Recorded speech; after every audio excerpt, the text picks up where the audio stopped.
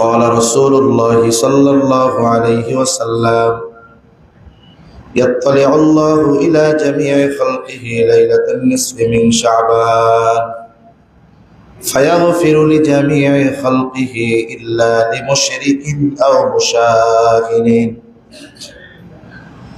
নবীজি সাল্লাল্লাহু আলাইহি ওয়াসাল্লাম বলেন, আল্লাহ রাব্বুল আলামিন শাবানের মধ্য রজনীতে সমস্ত সৃষ্টির দিকে বিশেষ দৃষ্টি দেন।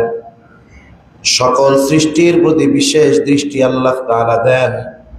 ফায়াগফিরু লিজামিই খালকিহি ইল্লা লিমুশরিকিন আও মুশাহিদিন।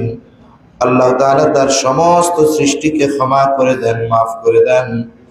ইল্লা লিমুশরিকিন আও মুশাহিদিন, তবে তারা ব্যতীত যারা আল্লাহ তাআলার সাথে শিরিক করে এবং অন্তরে হিংসা বিদ্বেষ লালন করে। এই দুই শ্রেণীর মানুষ ছাড়া আল্লাহ তাআলা বাকি সকল মানুষদেরকে আল্লাহ তাআলা ক্ষমা করে দেয়। জিন জাতিকেও ক্ষমা করে দেয়। অন্যান্য সৃষ্টি যারা আছে এদের তো আর পাপ নাই, কিন্তু রহমতের দৃষ্টি সবার দিকে দেন। আর যারা পাপ করে কিন্তু এই দুইটা বিষয় থেকে যারা মুক্ত, এরা যদি আল্লাহ তাআলার কাছে ক্ষমা চায় আল্লাহ তাআলা এদের মাফ করে দেয়। সুবহানাল্লাহ। এই হাদিসটা আরো অনেক সূত্রে আসছে, একটু ব্যতিক্রম শব্দের। যেমন আর এক হাদিসের মধ্যে আসছে, সুনানে ইবনে মাজার বর্ণনা, ইন্নাল্লাহা লা ইয়াত্তালিউ ফি লাইলাতিন নিসফি মিন শাবান ফায়াগফিরু লিজামিই খালকিহি ইল্লা লিমুশরিকিন আও মুশাহিদিন। নিশ্চয় আল্লাহ তাআলা শাবানের মধ্যবর্তী রজনীতে বান্দার প্রতি বিশেষ দৃষ্টি দেন। আল্লাহ তাআলা সকলকে ক্ষমা করে দেন, ইল্লা লিমুশরিকিন আও মুশাহিদিন, বলে যারা আল্লাহ তাআলার সাথে শিরিক করে আর যারা অন্তরে হিংসা বিদ্বেষ লালন করে তারা ব্যতীত আল্লাহ তাআলা সকলকেই মাফ করে দেয়। এজন্য এই রাত্রির ফজিলত এটা হাদিস দ্বারা প্রমাণিত। স্বাভাবিকভাবে আমাদের দেশে যারা আহলে হাদিস দাবি করেন আমাদের ভাইয়েরা, ওনারা অনেক ক্ষেত্রে এই দিবসে মানুষ বেদাতে লিপ্ত হওয়ায় এই দিবসটিরই ফজিলত অস্বীকার করে বসেন। এটা ঠিক না। নাসিরউদ্দিন আলবানী রহমাতুল্লাহি আলাইহি, তারপরে সফিউর রহমান মুবারকপুরী রহমাতুল্লাহি আলাইহি, এই ধরনের যে সমস্ত আলেমদেরকে ওনারা বেশি অনুসরণ করেন, ইমাম ইবনু তাইমিয়া রহমাতুল্লাহি আলাইহি, এনারা সকলে লাইলাতুন নিসফি মিন শাবান তথা শাবানের মধ্যবর্তী রাত্রের যেই ফজিলত এটার কথা ওনারাও স্বীকার করেছেন। নাসিরউদ্দিন আলবানী রহমাতুল্লাহি আলাইহি তার একটা হাদিসের সংকলন আছে, সিলসিলাতু আহাদিস সহিহা, এর মধ্যে একাধিক পৃষ্ঠায় এই রজনীর ফজিলতের ব্যাপারে তিনি বর্ণনা করেছেন। এজন্য এই রাত্রের ফজিলত বা এই রাত্রে আল্লাহর পক্ষ থেকে যেই ঘোষণা ক্ষমা, এটা অস্বীকার করার কোনো সুযোগ নাই। এ বিষয়টা আমরা খেয়াল রাখব। তাহলে এই যে শবে বরাত বা লাইলাতুন নিসফি মিন শাবান, সাধারণ মানুষ অনেক সময় বুঝে না।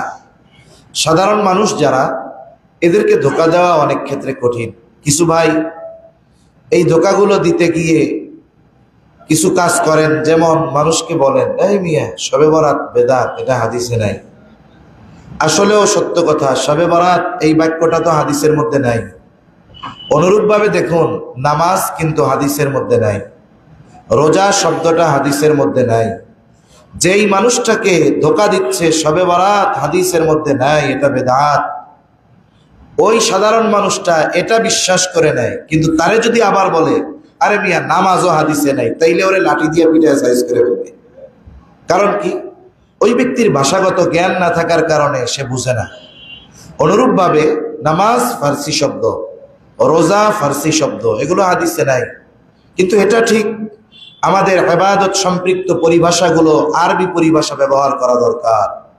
নামাজের ব্যাপারে সালাত বলা দরকার, রোজার ব্যাপারে সাওম বলা দরকার। আরবি পরিভাষা ব্যবহারে অভ্যস্ত হওয়া আমাদের জন্য জরুরি। এখন আসুন, এটা তো ক্ষমার রজনী, ক্ষমার রাত। আল্লাহ সুবহানাহু ওয়া তাআলা এই রাত্রিতে বিশেষ করে যারা আল্লাহ তাআলার সাথে শিরিক করে, মুশরিক, আল্লাহ তাআলা তাদেরকে মাফ করবে না।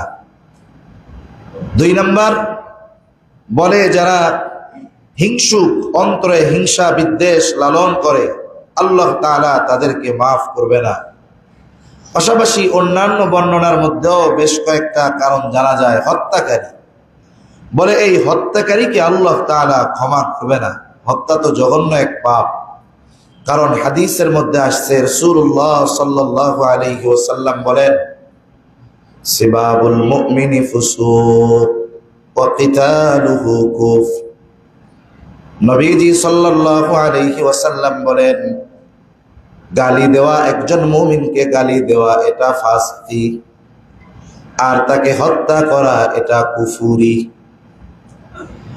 এরপরে যারা জিনা ব্যভিচারে লিপ্ত নারী পুরুষ, আল্লাহ তাআলা এদেরকে ক্ষমা করবে না। মাতা পিতার অবাধ্য সন্তান, আল্লাহ তাআলা তাদেরকে ক্ষমা করবে না। এই জন্য বিষয়গুলো আমাদের চিন্তা করা দরকার। 1 নম্বর বলে, যারা শিরিক করে আল্লাহ তাআলা তাদের মাফ করবে না। শিরিক ছাড়া অন্য যত পাপ আছে আল্লাহ তাআলা চাইলে মাফ করে দিতে পারেন। আমাদের দেশে অনেক মানুষ নামাজ 5 ওয়াক্ত পড়ে, কিন্তু শিরিকের সাথে জড়িয়ে গেছে। এমন শিরক যেটার কারণে তার ঈমানই নাই, কিন্তু ও নিজেও টের পায় না ঈমান আছে না নাই। এটা তো আর টাকা পয়সার মতো কোনো বস্তু না যেটা দেখা যায়।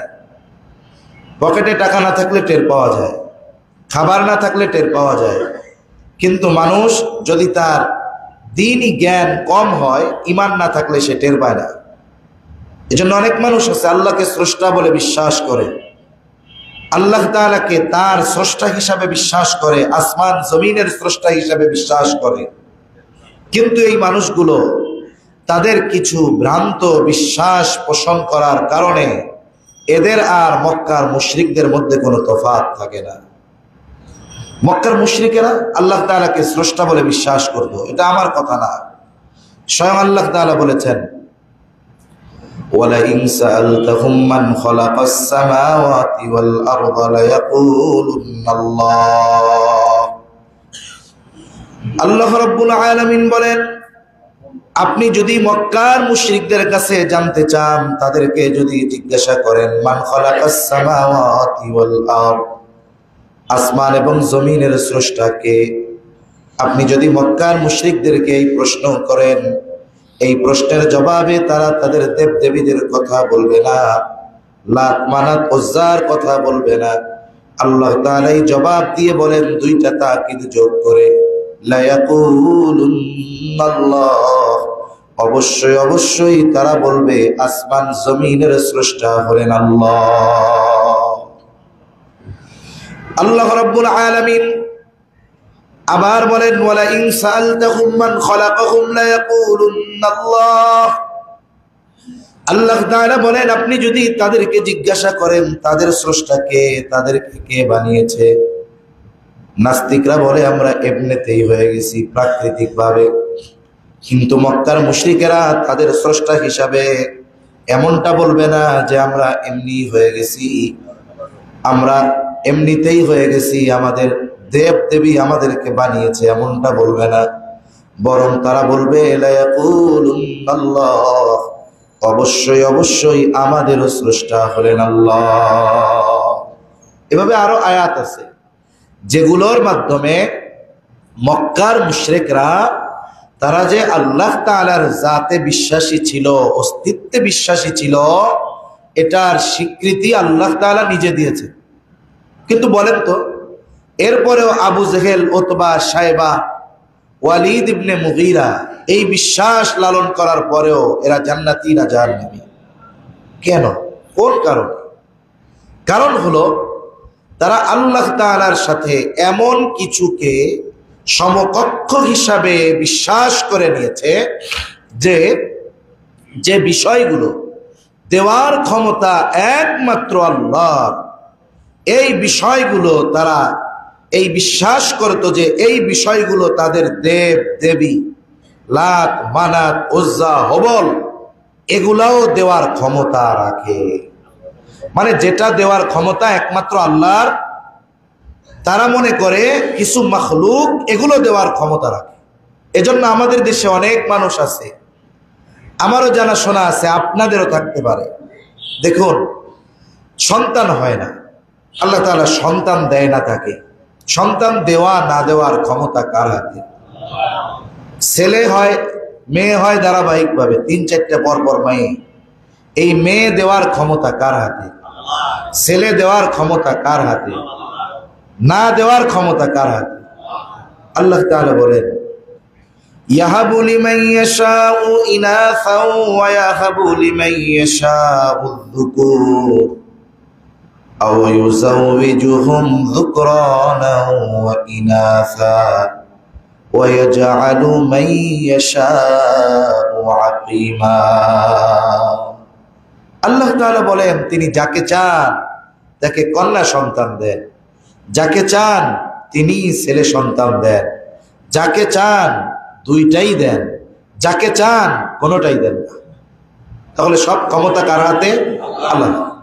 এখন একজন ডাক্তারের কাছে ট্রিটমেন্ট করেছে, ট্রিটমেন্ট করানোর পর ডাক্তার তার রিপোর্টের আলোকে স্বামী স্ত্রীকে বলেছে, আপনারা আর সন্তান হতে হবে না, আপনারা সন্তানের মুখ দেখতে পারবেন না, আপনারা দুইজনেই আনফিট। এমন না যে আপনি আর একটা বিয়ে করলে হয়ে যাবে, না, আপনারা দুজনেই অনুপযুক্ত হবে না। এখন মানুষ দেখেন আমাদের এলাকায় বলে, মাল যদি কারো চুরি হয় তাই মাল যায় যার, ইমান যায় তার। মানে তখন ওই মাল পাওয়ার জন্য মানুষ ওকে যা বলে ও তাই করে। এখন মানুষের বুদ্ধি দেয়, শোন, সব কাম কি ডাক্তার দেওয়া হয়? অমুক কবিরাজের কাছে জাগা। এবার সে কবিরাজের কাছে যায়, কাজ হয় না। এবার ওরে বলে অমুকে তদবির করে, ওর কাছে যা, কাজ হয় না।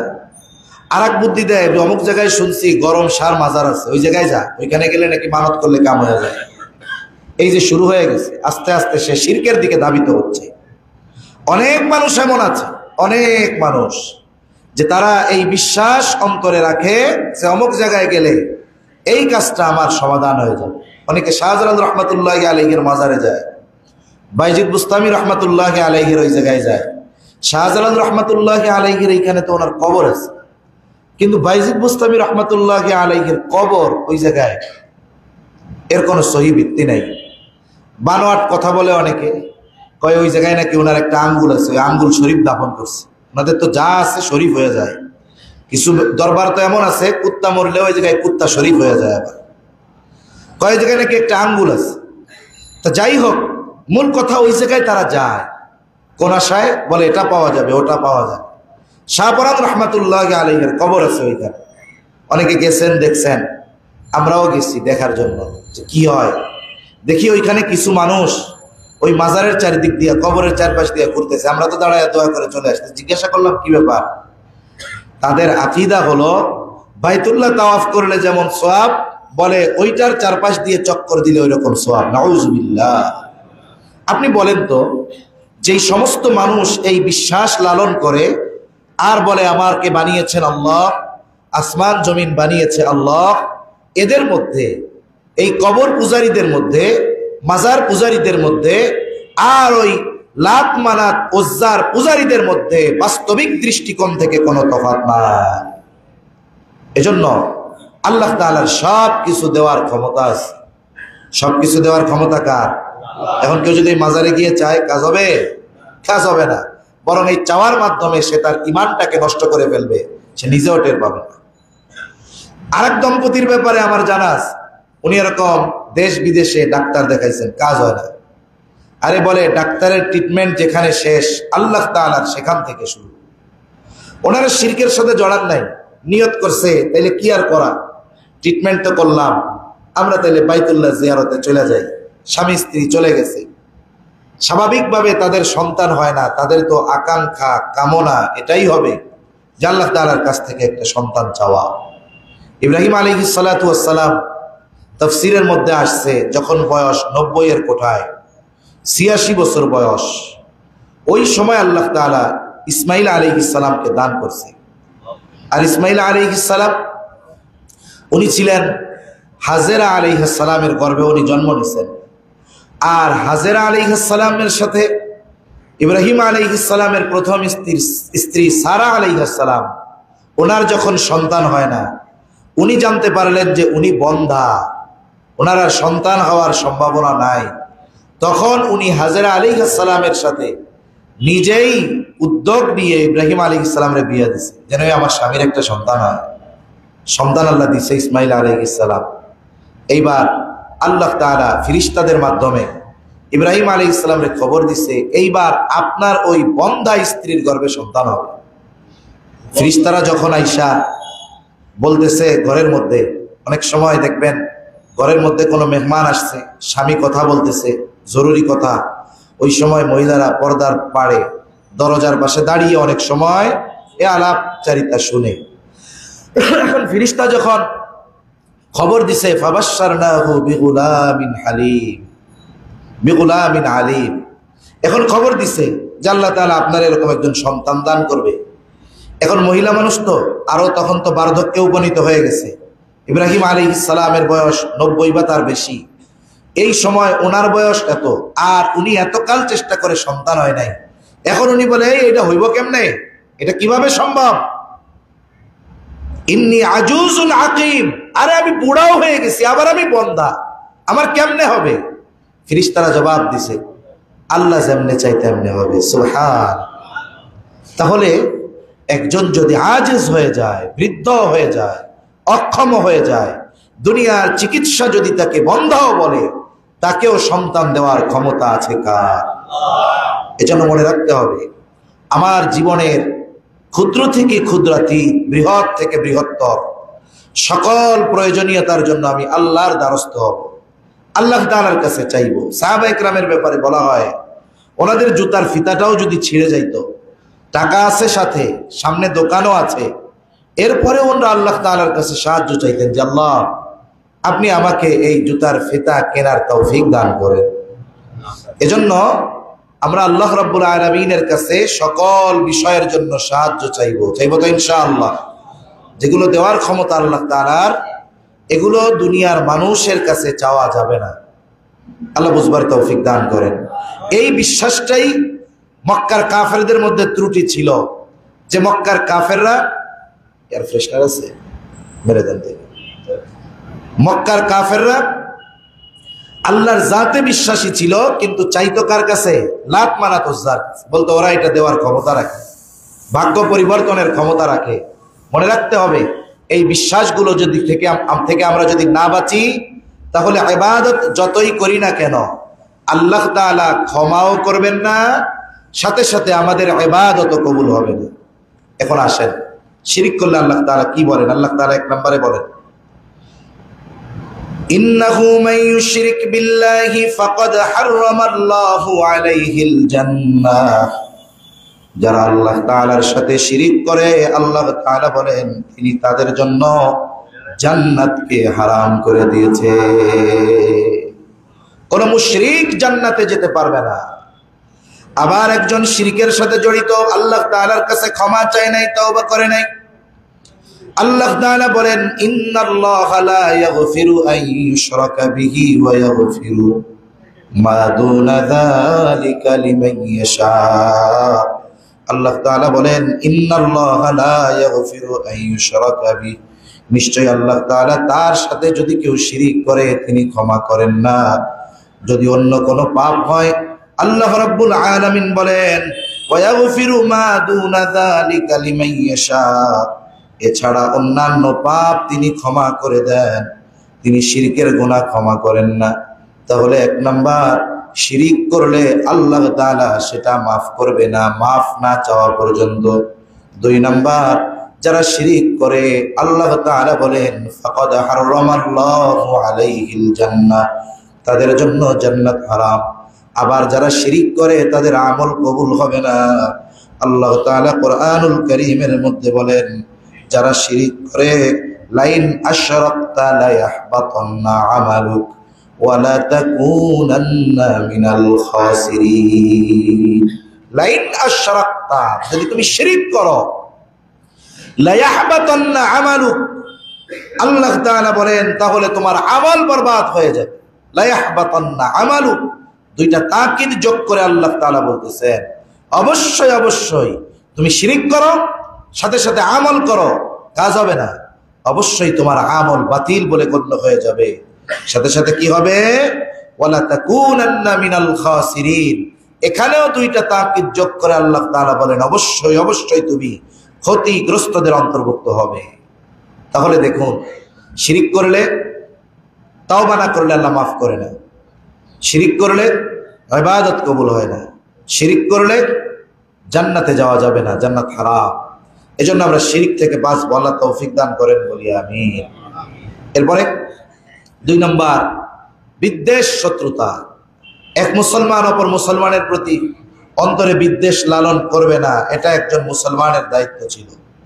দেখুন, শুধু যে আল্লাহ তাআলা এই রজনীতেই তাকে মাফ করবে এমনটা বিষয় নয়, মাফ করে না এমনটা বিষয় নয়। হিংসা বিদ্বেষের জন্য হাদিসের মধ্যে আসছে প্রত্যেক সোম এবং বৃহস্পতিবার আল্লাহ রাব্বুল আলামিন জান্নাতের দরজা সমূহ খুলে দেন। এই দিন আল্লাহ তাআলা বান্দারে মাফ করে দেন, শুধুমাত্র 2 শ্রেণীর মানুষ ছাড়া। যারা আল্লাহর সাথে শিরিক করে, সাথে সাথে অন্যান্য মুসলিম ভাইদের সাথে হিংসা বিদ্বেষ লালন করে, বলে এই 2 ধরনের মানুষ ছাড়া আল্লাহ রাব্বুল আলামিন অন্যান্য মানুষদেরকে মাফ করে দেন। এটা সহিহ মুসলিমের হাদিস, সহিহ মুসলিমের হাদিস। যে আমরা যদি হিংসা বিদ্বেষ অন্তরে অপর মুমিন ভাইয়ের ব্যাপারে লালন করি, শত্রুতা পোষণ করি, তাহলে আমাদের জন্য মাফ নাই। এজন্য মুসনাদে আহমদের মধ্যে একাধিক বর্ণনায় এক সাহাবীর ঘটনা আসছে যে উনি দরজা দিয়ে ঢুকতেছেন ফজরের নামাজের পূর্ব মুহূর্তে। নবীজি বলেছেন যে ঢুকবে সে জান্নাতি। সবাই তাকিয়ে দরজার দিকে, হায় হায়, এক ব্যক্তি ঢুকছে, এখনো ওযুর পানি তার দাড়ি দিয়ে পড়তেছে। পরের দিন আবার বলেছেন নবীজি সাল্লাল্লাহু আলাইহি ওয়াসাল্লাম, আবার ওই একই ব্যক্তি একই অবস্থায় ঢুকছে। পরের দিন আবার বলছেন এখন যে দরজা দিয়ে ঢুকবে সে জান্নাতি। দেখা গেল একই ব্যক্তি একই অবস্থায় পরের দিন আবারও ঢুকছে। 3 দিন একজনের ব্যাপারে একই ঘোষণা, সে যে জান্নাতি কোনো সন্দেহ নাই। কারণ এই ঘোষণা নবী নিজের থেকে দেন নাই, নবীজিকে জানিয়েছেন জিবরাইল আলাইহিস সালাম, আর ঘোষণা আসছে আল্লাহর তরফ থেকে। একটি বর্ণনার আলোকে জানা যায় ওই ব্যক্তি ছিলেন হযরত সাদ রাদিয়াল্লাহু তাআলা। একজন ওনার বাড়িতে 3 রাত্রি যাপন করছে, যে দেখার জন্য উনি রাতের বেলা কি ইবাদত করে। উনি দেখলেন উনি এশার নামাজ পড়ে সুন্দর মতো ঘুমায় যায়, আর উঠে ফজরের আজান দিলে রাত্রে আর ঘুম থেকে জাগে না। 3 দিন একই অবস্থা, 3 দিন একই অবস্থা। কোনো ব্যক্তি যদি ধারাবাহিক কোনো আমল করে, অসুস্থতা বা অন্যান্য কারণ ব্যতীত তার ইবাদত বাদ যাইতে পারে না। এখন 3 রাত্রি যাপন করে উনি যখন কোনো সলিউশন পেলেন না, উনি এবার জিজ্ঞাসা করতেছে, ভাই আপনার ব্যাপারে তো নবীজি সাল্লাল্লাহু আলাইহি ওয়াসাল্লাম এমনটা বলছে, তা 3 রাত্রি আপনার বাড়িতে থাকলাম দেখার জন্য, আপনি কি আমল করেন? উনি বললেন, নবীজি যদি বলে থাকে তো আলহামদুলিল্লাহ, কিন্তু তুমি যে আশায় আমার বাড়িতে রাত্রে থাকছো এরকম কিছু তো আমার নাই। তবে একটা কাজ করি, আমি যখন রাতে ঘুমাতে যাই, আমরা তো শুধু রাতে ঘুমানোর সময় বিছানাটারই ঝাড়ু দেই, হৃদয়টাকেও ঝাড়ু দেওয়া দরকার। উনি বলেন, আমার যদি কারো প্রতি কোনো বিদ্বেষ থাকে, কষ্ট থাকে, এক কথায় আমি সবাইকে মাফ করে দিয়া একেবারে পরিশুদ্ধ এক অন্তর নিয়ে ঘুমাতে যাই। উনি বলতেছে, তাহলে এই কারণেই হয়তো নবীজি সাল্লাল্লাহু আলাইহি ওয়াসাল্লাম আপনার ব্যাপারে এই সুসংবাদ দিয়েছে। সুবহানাল্লাহ। এজন্য আমাদের হৃদয়কে হিংসা বিদ্বেষ মুক্ত করতে হবে। আল্লাহ তৌফিক দান করেন, বলি আমিন। এরপরে দেখুন, যারা জেনা ব্যভিচারে লিপ্ত হয় আল্লাহ তাআলা এদেরকে ক্ষমা করবে না। এজন্য ইসলাম শুধু জেনাকে হারাম করেছে তা নয়, ইসলাম জেনা সংগঠিত হওয়ার সকল পথ রুদ্ধ করে দিয়েছে। যেই পথ দিয়ে মানুষ জেনার নিকটবর্তী হতে পারে, এই ধরনের সব কাজ কর্ম কথা সবগুলোকে ইসলাম ব্লক করে দিয়েছে। এজন্য গত জুমায়ও বলেছিলাম, ইসলাম শুধু আইন বাস্তবায়ন করেছে এমনটা নয়, আইন প্রণয়ন করেছে এমনটা নয়, বরং ইসলাম ওই আইন বাস্তবায়নের সকল ব্যবস্থাপনাও গ্রহণ করেছে। দেখুন, মাদক নিষিদ্ধ, অথচ মাদক সমাজে যেন না ছড়ায়, না যেন ঢুকতে পারে বিদেশ থেকে বা অন্যান্য দেশ থেকে, এ বিষয়গুলোর ব্যাপারেও 0 টলারেন্স হওয়া দরকার ছিল। সিগারেট খাইলে জরিমানা 50 টাকা, 3 দিনের জেল। শাস্তি দেওয়ার সাথে সাথে মানুষ যেন সিগারেট বিক্রয় না করতে পারে ব্যবস্থা করার দরকার ছিল। কিন্তু আমাদের পৃথিবীর আইন এরকম, আপনি অপরাধ করবেন, শাস্তি হবে, কিন্তু অপরাধ যাদের কারণে সংগঠিত হচ্ছে এদের ব্যাপারে ব্যবস্থাপনা নাই। কিন্তু ইসলাম এমন নয়। ইসলাম কোনো জিনিসকে নিষিদ্ধ করার সাথে সাথে ওই জিনিস সংগঠিত হওয়ার যত ওয়ে থাকে, যত রাস্তা থাকে, ওগুলাকেও ইসলাম নিষিদ্ধ করে দেয়। হোক সেটা কর্ম সম্পৃক্ত, হোক সেটা কথা সম্পৃক্ত, সকল বিষয়ের উপরে ইসলামের নির্দেশনা থাকে। এজন্য যারা জিনার সাথে জড়িত এদেরকে আল্লাহ তাআলা মাফ করবে না। এরপরে যারা জুলুম করে, জুলুম, আল্লাহ রাব্বুল আলামিন তাদের মাফ করবে না যদি তারা আল্লাহ তাআলার কাছে ক্ষমা না চায়।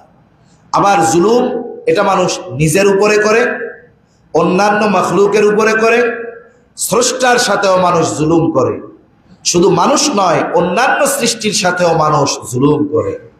নিজের সাথে মানুষ জুলুম করে পাপ করার মাধ্যমে, আল্লাহর সাথে জুলুম করে শিরিক করার মাধ্যমে, মানুষের সাথে জুলুম করে তাদের হক নষ্ট করার মাধ্যমে, সাধারণ মাখলুক পশু পাখির সাথে জুলুম করে অন্যায়ভাবে তাদেরকে হত্যা করার মাধ্যমে। নবীজি সাল্লাল্লাহু আলাইহি ওয়াসাল্লাম বলেন, কিয়ামতের দিন কেউ যদি দুনিয়ায় একটা চড়ুই পাখি এটাকেও বিনা কারণে হত্যা করে, ওই পাখি রক্তাক্ত অবস্থায় আল্লাহ তাআলার কাছে বলবে, আল্লাহ, এই ব্যক্তি আমাকে বিনা কারণে দুনিয়ায় হত্যা করেছিল, এর কারণ কি আপনি জিজ্ঞাসা করেন। তাহলে আপনি একটা চড়ুই পাখিরে বিনা কারণে মারলে যদি কিয়ামতে হিসাব দেওয়া লাগে, যারা মানুষকে বিনা কারণে মেরে ফেলতেছে, আহা, হত্যা করা এটা সাধারণ মনে করতেছে। অনেকে তো পরিস্থিতি এমন মনে হচ্ছিল একটা সময় যে তার ডেইলি রুটিনের মতো একটা কাজ হয়ে গেছে মানুষের উপরে জুলুম করা, হত্যাকাণ্ড করা। হায় হায়, এদের পরিস্থিতি কি হবে? এজন্য আমরা কোন সৃষ্টি জীবের উপরেও জুলুম করব না। আল্লাহ যে প্রাণীগুলো হালাল করেছেন, দেখুন শর্তটা কি একটু চিন্তা করে দেখছেন? প্রাণী যেগুলো হালাল, হালাল হওয়ার শর্ত, হালাল প্রাণী খাওয়ার জন্য হালাল হওয়ার শর্ত আল্লাহর নামে জবাই করা। আল্লাহর নামে জবাই না করলে হালাল প্রাণীর গোশত কি থাকে না, সেটা খাওয়ার জন্য হালাল থাকে না। তার মানে আপনার আমার যত খাওয়ার উপযোগী হালাল প্রাণী আছে, মুরগি, ছাগল, গরু, মহিষ, যে সমস্ত পাখি হালাল আছে, এগুলো যদি খেতে হয় অসুবিধা নাই, আল্লাহর নামে খান। কিন্তু অন্যায়ভাবে ছোট্ট একটা চড়ুই পাখি হত্যাও যদি করা হয় তাহলে এর হিসাব আল্লাহ তাআলার কাছে দেওয়া লাগবে। এজন্য আমরা কোনো ক্ষেত্রেই জালেম হব না, না নিজের ক্ষেত্রে, না আল্লাহর ক্ষেত্রে, না মানুষের ক্ষেত্রে, না পশু পাখির ক্ষেত্রে, কারো ক্ষেত্রে আমি আপনি জালেম হব না, বলেন ইনশাআল্লাহ। আল্লাহ তৌফিক দান করেন। এরপরে দেখুন, যারা গণকের কাছে যায়, হাত দেখায় না, হাত দেখায়, এদেরকে আল্লাহ তাআলা মাফ করবে না। এজন্য এই ধরনের কাজ যারা করে, রাশিফল বিশ্বাস করে, ওই যে পত্রিকায় অনেক সময় দেয় আপনার এই সপ্তাহ কেমন যাবে, এগুলো বিশ্বাস করার কোনো সুযোগ নেই। আমাদের গুলিস্তানে কাজী বশির মিলনায়তনের পাশে অনেকে সালার বস্তা নিয়ে, অনেকগুলো চিঠি নিয়ে আর একটা টিয়া পাখি নিয়ে বসে থাকে। ওইটা নাকি মানুষের ভাগ্য পরিবর্তন করে। উচিত করে যাইয়া ঘাড়ে দুইটা মাইরা বলার দরকার, তুই যে মানুষের ভাগ্য পরিবর্তন করতে বসলি, আজ পর্যন্ত তোর পাছার নিচে সালার বস্তা থেকে একটা সোফা হইল না। যেই ব্যক্তি নিজের ভাগ্য পরিবর্তন করতে পারতেছে না, ও মানুষের ভাগ্য পরিবর্তনের ব্যবসা খুলে বসছে। আর মানুষও বোকা, হাতটা দেখাবে, টিয়া পাখি চিঠি একটা উঠাবে, যা বলবে ও মোটামুটি বিশ্বাস করে নেবে। নাউজুবিল্লাহ বলে। এজন্য যারা গণকের কাছে যায়, নবীজি সাল্লাল্লাহু আলাইহি ওয়াসাল্লাম বলেন, যারা গণকের কাছে যায়, তার কাছে কিছু জিজ্ঞাসা করে, 40 দিন রাত্র পর্যন্ত তার নামাজ আল্লাহ তাআলার কাছে কবুল হবে না। এজন্য তাকদীর এটা খুব রহস্যময় একটা বিষয়, এটার বিশ্বাস আল্লাহর উপরে রাখতে হবে। যারা ইসলাম বিশ্বাস করে না, এরা বিশ্বাস করে চেষ্টার মাধ্যমে সব সম্ভব। আর ইমানদার বিশ্বাস করে চেষ্টা করেও পাওয়া যাবে না যদি আল্লাহ না দেয়। ইমানদার বিশ্বাস করে যদি আল্লাহ তাকদীরে লেখে চেষ্টা ছাড়াও পাওয়া যাবে। তাকদীরের বিষয়টাকে আল্লাহ তাআলা রহস্যজনক করে রেখেছেন, যাতে করে এর উপরে বিশ্বাসের মাধ্যমে আমাদের ঈমান আরো দৃঢ় হয়। এরপরে আত্মীয়তার সম্পর্ক ছিন্ন যারা করে, আল্লাহ তাআলা এদের ইবাদত, দোয়া কবুল করবে না। এজন্য মনে রাখবেন, নবীজি বলেন, লা ইয়াদখুলুল জান্নাতা কাতি', আত্মীয়তার সম্পর্ক ছিন্নকারী জান্নাতে প্রবেশ করবে না। এখন দেখুন, আমরা যদি একটু টাকা পয়সার মালিক হয়ে যাই, আমাদের আত্মীয় স্বজন, নিজের ভাই বোন, চাচা, ফুফু, খালু, খালা এরা যদি একটু দরিদ্র হয়, আমি তাদেরকে সেকেন্ড ক্যাটাগরিতে ফালায় দেই, আমি আমার এলিট শ্রেণী মনে করা শুরু করে দিই। খবরদার। রাসূলুল্লাহ সাল্লাল্লাহু আলাইহি ওয়াসাল্লাম আত্মীয়তার সম্পর্কের ব্যাপারে খুব গুরুত্ব আরোপ করেছেন। এজন্য নবীজিও বলেন, আত্মীয়তার সম্পর্ক ছিন্নকারী বেহেশতে প্রবেশ করবে না। এজন্য আমরা আত্মীয়তার সম্পর্কগুলো, বন্ধনগুলো মজবুত করব। যদি কারো আত্মীয়র সাথে মনোমালিন্যতা থাকে জাগতিক কারণে, কথা বলেন না দীর্ঘকাল, বলে দুই মুসলিমের মধ্যে দ্বন্দ্ব, দুইজনের মধ্যে আগে যে কথা বলবে সে হলো সর্বোত্তম। আপনার এই রাত্রে নফল নামাজ পড়ার দরকার নাই। আপনি আত্মীয় যাদের সাথে কথা বলেন না 20 বছর ধরে, 10 বছর ধরে, তাদের সাথে ফোনে কথা বলেন, তাদের সাথে সালাম বিনিময় করেন, খোঁজ খবর নেন। ওইটা আপনার বড় ইবাদত। ওইটা না করার কারণে তো রাতের ইবাদতই কবুল হবে না। তাহলে কি হলো? এজন্য আমরা আত্মীয়তার সম্পর্ক সুদৃঢ় করব, বলেন ইনশাআল্লাহ। হাজিরিন, এই দিন কেন্দ্র করে আমাদের আমলগুলো কি করণীয়? আমরা আল্লাহ তাআলার কাছে বেশি বেশি ক্ষমা চাইব, আল্লাহ তাআলার কাছে মাফ চাইব, সম্ভব হলে রাত্রি জেগে ইবাদত করব। অনেক মানুষ আছে এমন, এশাও পড়বে না, ফজরও পড়বে না, মধ্যে ডাবল সেঞ্চুরি পূরণ করে ফেলবে নামাজ পড়ে বেড়ায়। কারণ মকসুদুল মুমিনে আসছে, এই রাত্রে কোনো মতে গোসল করে টইরা। অন্যান্য সময় ওনারে নামাজ পড়তে গেলে বলে কি, নামাজ পড়ুক, আমি না পাক। মুসলমান না পাক থাকে কেমনে? আর এই রাত্রে ওই যে মকসুদুল মুমিনে ফজিলতের কথা শুনছে, যে হায়রে গোসল করলে সব গোনাহ পানির সাথে ঝুরে ঝুরে পড়ে যায়, এটা শুনছে।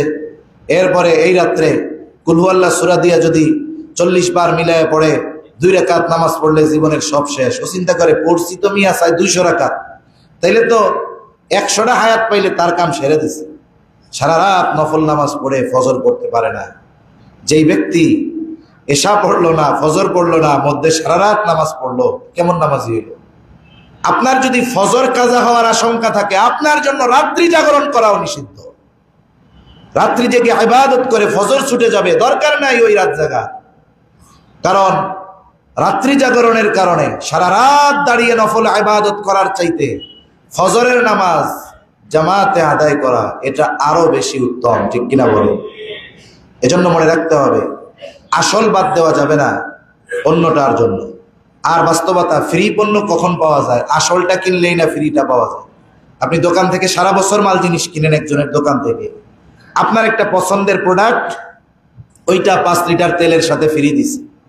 আপনি যদি দোকানদারে গিয়া বলেন, ভাই 10 বছর ধরে তোমার দোকান থেকে বাকি নিচ্ছি বা বাজার করতেছি, তা ওই যে জিনিসটা তেলের সাথে ফ্রি দিছে না, ওইটা আমার খুব পছন্দ, তা ফ্রি জিনিসটা ফ্রি দিয়ে দাও। ও বলবে কাজ হবে না, আপনি তেল কিনেন এমনিই পাবেন।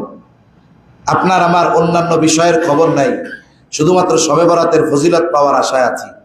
আরে ভাই, বোনাস কে পায়? বলে যে চাকরি করে যথাযথভাবে, সে চাকরির কারণে, দায়িত্ব পালনের কারণে বেতনের সাথে সাথে বোনাস পায়।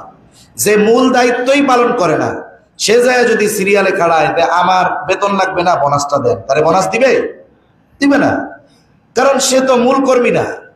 এজন্য মনে রাখতে হবে, মূল বোনাস পেতে হলে আমাদেরকে আল্লাহর দিকে ফিরে আসতে হবে। আল্লাহ বোঝার তৌফিক দান করেন। এরপরে এই রাত্রিতে কবর জিয়ারতের কথা নবীজির থেকে আসছে, কিন্তু আমাদের দেশে যেভাবে করা হয়, নবীজি একাকি গেছেন, আমার দেশে একা একা যাওয়া সম্ভব নয়।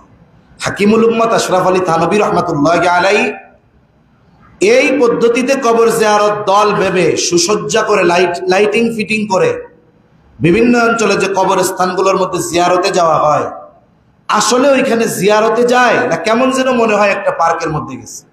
অথচ ওইখানে গেলে মানুষের আবেগ অনুভূতি কেমন হওয়ার কথা ছিল। আশরাফ আলী থানভী রহমাতুল্লাহি আলাইহি একাকী কবর জিয়ারতের ক্ষেত্রে তো কোনো প্রশ্ন নাই, কিন্তু আমাদের দেশে যেভাবে কবর জিয়ারতে যাওয়া হয়, দলবদ্ধভাবে কবরস্থানকে সুসজ্জিত করে, এ ব্যাপারে সর্বোচ্চ নিরুৎসাহিত উনি করেছেন। যদি একাকী যাওয়ার সুযোগ থাকে যাবেন, দলবদ্ধভাবে যাওয়া, গিয়ে ওইখানে হই হুল্লো করা, এটা কোনোভাবেই সমীচীন নয়। আপনি যদি এখান থেকে আপনার আত্মীয়র জন্য, বাবার জন্য, মায়ের জন্য কুল হুয়াল্লাহর সূরা 3 বার পড়ে তাদের জন্য আপনি দিয়ে দেন, যে আল্লাহ এর সওয়াব আমার বাপের কবরে দিয়েন। উনি যদি আমেরিকায় কবর থাকে, ওনার আমলনামায় এই সওয়াব যোগ হবে কি হবে না? এজন্য এমন কোনো কাজ করব না যেটা ইসলামের সাথে সাংঘর্ষিক হয়ে যায়। আর একটা বিষয় খেয়াল রাখবো, রুটি হালুয়া এটার দরকার নাই, কালকে করেন। যদি কেউ রোজা রাখে, এমনি তো শাবানের রোজা চলতেছে, ইফতার করাইয়েন অন্য দিন, তাইলে ফজিলত হবে। কিন্তু এই দিন রুটি হালুয়া ফজিলত মনে করে বানাইলে ফজিলত তো হবেই না, বরং পাপ হবে, এবাদতে বিঘ্ন সৃষ্টি হবে। এতে বিশেষ ধরনের নামাজ যেগুলো ওই যে বললাম, এ ধরনের কোনো নামাজের ভিত্তি নাই। শবে বরাত কেন্দ্র করে হাদিসে দুর্বল সনদেও নির্দিষ্ট কোনো ইবাদতের কথা বর্ণিত নাই, যেই পদ্ধতিতে নামাজ পড়তে হবে, এটা করতে হবে, এরকম কিছু নাই। এ ধরনের কাজগুলো না করা। এই যে আবার অনেক বাড়িতে মনে করে যে এই রাত্রে সকল ব্যক্তির রূহ ঘরের দুয়ারে আসে, এর লেগে গ্রামে বিশেষ করে এঠে পানি ওই দিন আর দরজা দিয়ে ফালায় না। এটা আমরাও দেখছি, এই জন্য বলতেছি যে রূহ আইছে, এখন এর কি পানি দিয়ে ভিজাই দেওয়া যাবে, এজন্য দরজা দিয়ে ওই সময় পানি পাঠায় না। এরপরে বিভিন্ন আইটেমের নামাজের কথা তো আছে। এরপরে কি করবে, যে গোসল করবে। গোসল মনে করে যে এই দিন গোসল করলে একেবারে জীবনের সব পাপ ধুয়ে সাফ হয়ে গেল, ফুটায় ফুটায় সোয়াব পাওয়া গেল, এ ধরনের কোনো ভিত্তি নেই। আর আতশবাজি, লাইটিং, সুসজ্জা, এগুলো তো শরীয়ত নিষিদ্ধ করেছে। সাথে সাথে জামাতবদ্ধ ইবাদত, জামাতবদ্ধ ইবাদত এ রাত্রে দরকার নেই। আমরা হয়তো কিছু কথা এশার নামাজের পরে 15-20 মিনিট দিনই কিছু আলোচনা করার পরে দোয়া করে দিব, দোয়া করবো একটু, কারণ কার দোয়া আল্লাহর কাছে কবুল হয় বলা যায় না। এরপরে যেহেতু অন্যান্য দিন আগেই আমরা বিতির নামাজ পড়ে ফেলি, আজকে যেহেতু সুযোগ আছে এশার পরে সুন্নত পড়বো, এরপরে কিছু দিনই মুযাকারা করলাম, এরপরে আল্লাহ তাআলার কাছে একটু রোনাজারি করে 2-4 রাকাত নফল পড়ে এরপরে আমরা ওই বিতরের নামাজটা পড়বো। কারো যদি এই সম্ভাবনা থাকে যে আমি বেশি রাত্র জাগ্রত হলে আমার নামাজ মিস হয়ে যেতে পারে ফজর, আপনার দরকার নাই, আপনি আগে ঘুমায় যান। এর চাইতে উত্তম সুবহে সাদিকের কিছু আগে উঠেন, ওই সময় উঠে অল্প কিছু সময় ইবাদত করেন, এটা বেশি কাজে লাগবে। সমগ্র রাত জাগ্রত থেকে ফজর কাজা করার চাইতে অল্প কিছু সময় ইবাদত করে শেষ রাত্রে ওঠার চেষ্টা আমরা করি। আল্লাহ সুবহানাহু ওয়া তাআলা আমাদের সবাইকে এই মহিমান্বিত রজনীর তাৎপর্যকে অনুধাবন করে যথাযথ পদ্ধতিতে অতিবাহিত করার তৌফিক আল্লাহ দান করেন বলি আমিন।